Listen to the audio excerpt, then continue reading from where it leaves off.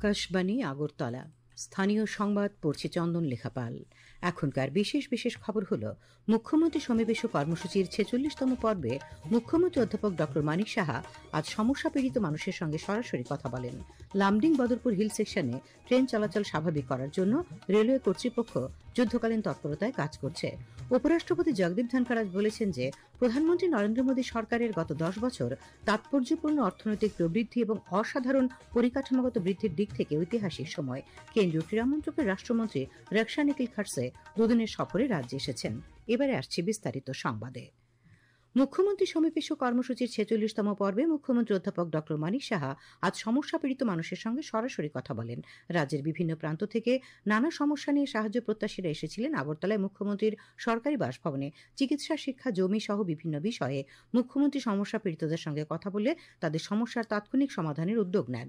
সম্প্রতি আগরতলার বাধারঘাটের মাতৃপল্লী এলাকায় এক দুর্ভাগ্যজনক ঘটনায় 3 কিশোরের জলে ডুবে প্রাণহানি ঘটে। মুখ্যমন্ত্রী সমাবেশ কর্মসূচিতে আজ শোকাহত 3 পরিবারের সদস্যদের হাতে মুখ্যমন্ত্রী আর্থিক সহায়তা হিসেবে 4 লক্ষ টাকা করে চেক তুলে দেন। লামডিং বদরপুর হিল সেকশনে ট্রেন চলাচল স্বাভাবিক করার জন্য রেলওয়ে কর্তৃপক্ষ যুদ্ধকালীন তৎপরতায় কাজ করছে। রেল লাইনে ব্যাপক ভূমিধসের ফলে বর্তমানে লামডিং বদরপুর হিল সেকশনের একটি অংশে রেল চলাচল বন্ধ রয়েছে। এর ফলে আগরতলা থেকেও কিছু ট্রেনের যাত্রা বাতিল এবং কিছু ট্রেনের যাত্রা আংশিক বাতিল করা হয়েছে। এনএফ রেলের সূত্রে আজ জানা গেছে, আগামী 27 জুন নির্ধারিত ট্রেন 12503 এসএমভিটি বেঙ্গালুরু আগরতলা হামসফর এক্সপ্রেসের যাত্রা বাতিল করা হয়েছে। আগামীকালে নির্ধারিত ট্রেন 12502 আগরতলা কলকাতা গরিবরথ এক্সপ্রেসটি গুয়াহাটি থেকে কলকাতার উদ্দেশ্যে যাত্রা করবে এবং ট্রেনটির আগরতলা গুয়াহাটির মধ্যে পরিষেবা বাতিল করা হয়েছে। এনএফ রেলের মুখ্য জনসংযোগ আধিকারিক কপিঞ্জল কিশোর শর্মা জানিয়েছেন, প্রায় 50,000 ঘনমিটার কাদা এবং পাথর রেলওয়ে রিটেনিং ওয়াল পর্যন্ত এসে পড়েছে। যত তাড়াতাড়ি সম্ভব ট্র্যাকের কাজ শুরু করতে কমপক্ষে 30,000 ঘনমিটার কাদা পরিষ্কার করতে হবে। ধরতি আবা জনভাগিদারি অভিযান এবং জনজাতি গ্রামোৎকর্ষ অভিযান কর্মসূচি উদযাপন নিয়ে আগরতলার ভগৎ সিং যুব আবাসে এক বৈঠক হয়। বৈঠকে পশ্চিম জেলার কোথায় কোথায় কর্মসূচি পালন করা হবে এ বিষয়ে সিদ্ধান্ত নেওয়া হয়। বৈঠক শেষে কৃষিমন্ত্রী রতনলাল নাথ বলেন, রাজ্যের 8টি জেলায় কর্মসূচি পালন করা হচ্ছে। পশ্চিম জেলায় জনজাতি অধ্যুষিত এলাকাগুলিতে এই কর্মসূচিতে বিভিন্ন সরকারি সুযোগ সুবিধা যেমন পিআরটিসি, এসটি সার্টিফিকেট, পিএম কিষাণ ইত্যাদি সুযোগ সুবিধা প্রদান করা হয় বলে তিনি জানান। মোহনপুর, বামটিয়ার একটা অংশ, লেপুঙ্গা, এখানে মান্দাই, ওল্ড আগরতলার একটা অংশ, মজলিশপুর বিধানসভার একটা অংশ, আবার টাকার জলের একটা ছোট্ট অংশ, বেলবাড়ি এলাকা, আবার ডুকলিরও একটা অংশ। এই টোটাল ট্রাইবাল বেল্টটাকে নিয়ে আমরা এই কর্মসূচি গ্রহণ করছি। সমাজ কল্যাণ ও সমাজ শিক্ষামন্ত্রী টিঙ্কু রায় আজ উত্তর জেলায় বাগবাসায় ধরতি আবা জনভাগিদারি অভিযানের অঙ্গ হিসেবে একদিনের সচেতনতা ও সুবিধা বন্টন শিবিরের উদ্বোধন করেন। শিবিরে সুবিধাভোগীদের মধ্যে পিআরটিসি, আয়ুষ্মান ভারত কার্ড, আধার কার্ড ইত্যাদি প্রদান করা হয়। ধরতি আবা জনভাগিদারি অভিযান উপলক্ষে আজ কৈলাসহরের বিলাসপুরের শ্রী শৃঙ্গেরি সারদা বিদ্যাপীঠ প্রাঙ্গণে সচেতনতামূলক অনুষ্ঠানের আয়োজন করা হয়। অনুষ্ঠানে জনজাতি কল্যাণমন্ত্রী বিকাশ দেববর্মা বলেন, জনজাতীয় গৌরব বর্ষে পক্ষকালব্যাপী চলমান জনভাগিদারি অভিযানে সুফল পাচ্ছেন রাজ্যের জনজাতি অংশের নাগরিকরা। এই কর্মসূচিতে এক রক্তদান শিবিরের আয়োজন করা হয়। পরিসংখ্যান দপ্তরের বিশেষ সচিব অভিষেক চন্দ্র এই শিবিরে স্বেচ্ছা রক্তদান করেন। ধরতি আবা জনজাতীয় গ্রামোৎকর্ষ অভিযানে আজ বিশালগড়ের কোনাবন গ্রাম পঞ্চায়েতে প্রশাসনিক শিবির অনুষ্ঠিত হয়।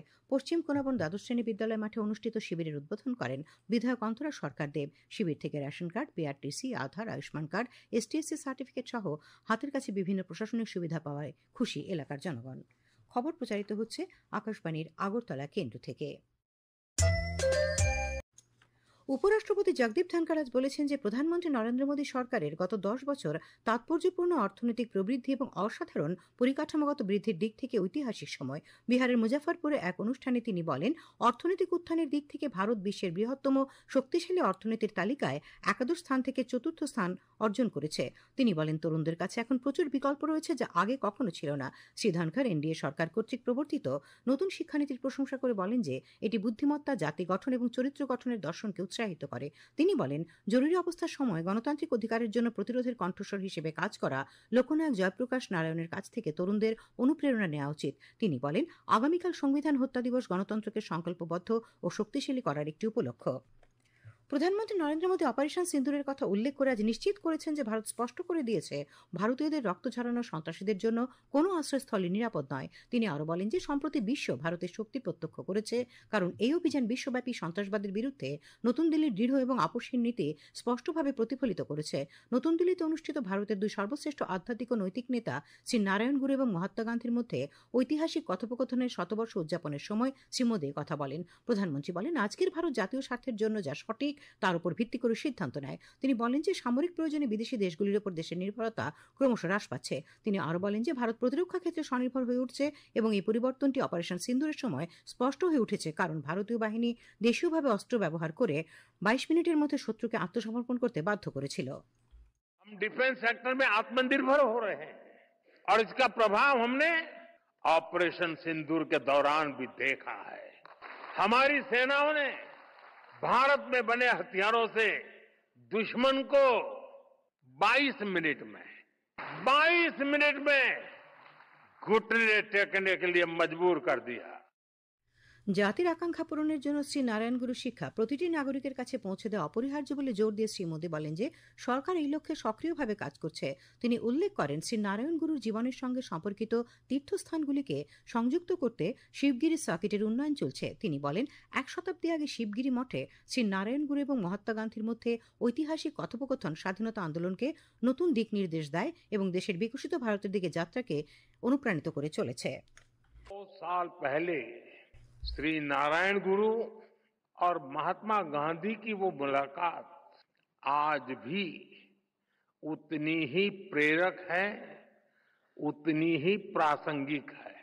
100 साल पहले हुई वो मुलाकात सामाजिक समरसता के लिए, विकसित भारत के सामूहिक लक्ष्यों के लिए आज भी ऊर्जा के बड़े स्रोत की तरह है।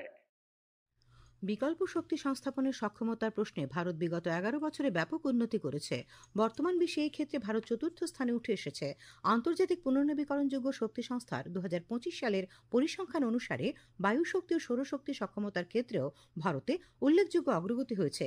একটি প্রতিবেদন।